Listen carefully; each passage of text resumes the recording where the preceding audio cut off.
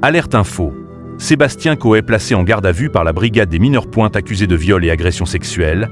Sébastien Coët a été placé en garde à vue. Nouveau rebondissement dans l'affaire Coët.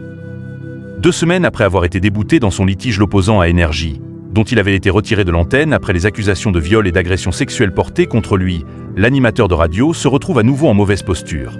Comme l'a annoncé BFM TV, Sébastien Coët a été placé en garde à vue devant la brigade des mineurs, où il avait été convoqué ce jeudi 23 mai 2024 au matin.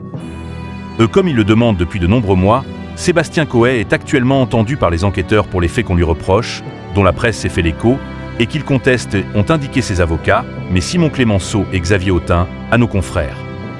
Et d'ajouter, il s'est rendu librement, et à sa demande, auprès des services d'enquête pour pouvoir répondre, point par point, à toutes les questions posées. Sébastien Coët appelle à la retenue et au respect de la présomption d'innocence et un est fait.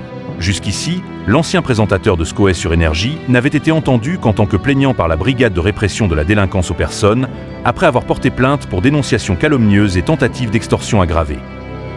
Visé par 5 plaintes pour viol et agression sexuelle, dont une déposée par une femme qui était mineure au moment des faits, Sébastien Coët n'a cessé de clamer son innocence depuis le début de l'affaire, révélée dans la presse en novembre 2023. Et après ces 5 accusatrices, chacune successivement entendue par la brigade des mineurs au cours des derniers mois, c'est désormais au tour de l'animateur d'être interrogé, toujours par le biais de ses avocats. Sébastien Coët a tenu à rappeler que le temps de la justice n'est pas celui des médias, demandant ainsi de la retenue et le respect du principe de présomption d'innocence.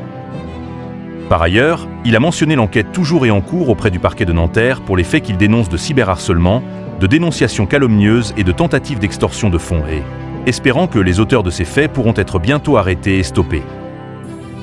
De plus, Sébastien Coët regrette que l'enquête pour extorsion de fonds actuellement en cours n'ait pas fait l'objet d'un traitement diligent par le parquet de Nanterre qui aurait permis de mettre un terme à des infractions pourtant toujours en cours.